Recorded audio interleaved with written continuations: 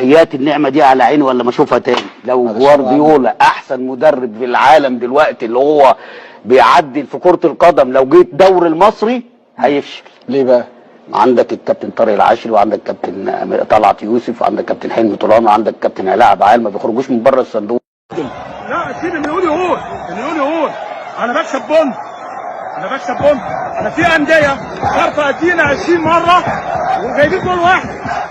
لا ده لسه في اخر الفيديو كمان كابتن رضا عبد العال قال لك جوارديولا بيقعد يعمل هنا بقى سبعات وثمانيات ومثلثات ومربعات، ومش عارف يغير في طريقه اللعب جوه الملعب، ويطلع مين وينزل مين ويجي في اخر الماتش هجمه مرتده كده من اي حد من دول تيجي لطشه معاه جون، وقال لك خلاص يخسر جوارديولا، خلاص كده فشل في الدوري المصري، مشوه وهاتوا حد تاني غيره.